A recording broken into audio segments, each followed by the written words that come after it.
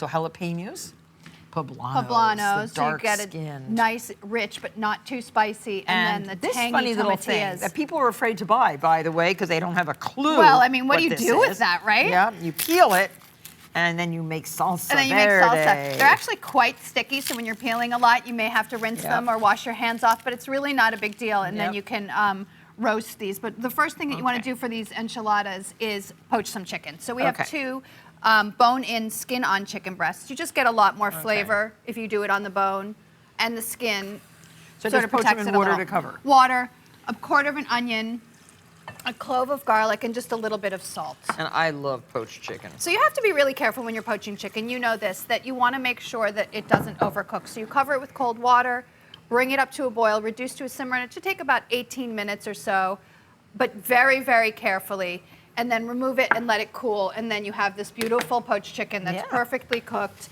You shred that up. If you want to shred that, basically what we need to do here is just take this 1.5 pounds of tomatillas. Do you shred with your fingers generally? I kind of do. I mean, you can use 2 forks, but I find it a little bit awkward, and it's a little more efficient to do it with your hands. Yeah. So, and you can pick out any of the little things exactly. you don't want. You feel the stuff that you don't want. So all of this goes in the oven. 1.5 pounds of tomatillas, poblano, the jalapeno. It's the broiler actually for 10 to 12 minutes. Just make sure you rotate it once so you're they kind cook of evenly. roasting them, getting them a little charred. So you'll see when we go over there, they're nice and charred. And I love pulling pork. I love pulling chicken. Well, I mean, it is kind of satisfying, right? So then into your chicken, you just put a little bit of cilantro, half a cup. We're flavoring things as we go along. I'm going to bring this down here to the other end of the table. Okay. And that's just ready for filling. Here we have the already roasted tomatillas and peppers. Any salt and pepper going here? No, this is going to get seasoned. There's salt in the cheese, so I don't think you really need to. I mean, you could, of course. There's no saying no to seasoning, in my opinion. So these go So right these just go right in there. We need to peel them, though. Oh, yeah. Let me peel off the char. The chili. Now, if you want them less spicy, you could take the seeds out. Completely depends on your taste. Jalapenos have a tendency to be varying in spice, so you might want to taste them if you're concerned at all. Sometimes too hot. Sometimes really, really hot, which is surprising, and sometimes basically no spice at all. The poblano, you take all those seeds out. Those are kind of big, so I would take those out. And, I like a lot of spice, but I like rubbing the skin off with paper towel rather than putting them under water. Oh, yeah. I don't like, a lot of people rinse their Well, that rinses all the flavor away, doesn't it? Well, I think it does, but That's many what people... you taught me anyway. I know. I think I made that up because people are still rinsing everything, rinsing. Well, it makes it easier. This is much more laborious, but... Not that much. Well, I think people find that it is a little bit laborious for them. So then you don't have to dirty your sink, Sarah. I totally agree. You have to wash that. So this gets all blended up. Cup and a half cilantro goes in there with it. What about the tomatillas? Yep, those go in too. All whole like this, or should I take that little core out? I don't think you have to. I think it's okay because it's getting blended. I have 3/4 of a cup of liquid that I saved from poaching the chicken. That's going in there too. If you wanted it vegetarian. Juice. Don't you want the juice? Everything should go in. Yeah. And then it gets nice and blended. The great thing about this enchilada is that it's kind of a lightened up version. There's very little cheese in it. There's no sour cream layered in, just a tiny bit on the end. My favorite. Well, you can put it on at the end, and we do definitely serve it with a little.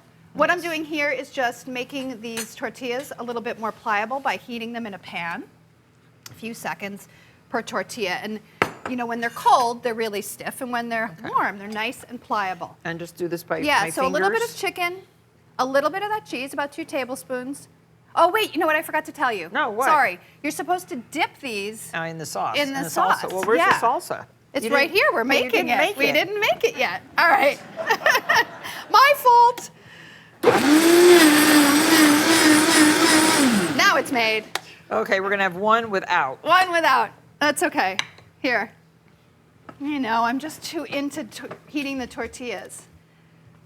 Okay, so you're supposed to dip it in there. Yes, like this. And then you do the meat and the cheese, and you put it in, and then the rest of the salsa goes on top. And then what happens over here is after you bake it at 375 for about 20 minutes, it gets nice and heated through, and then you can sprinkle a little bit of white onion on the top. So you can do more than one layer if you want. Oh, sure. Yeah. I mean, you can do this however you want. You can multiply this. You can, feel free to do whatever you want. This is your sour cream. We're making it a little bit like a crema, which is looser than a traditional American sour cream.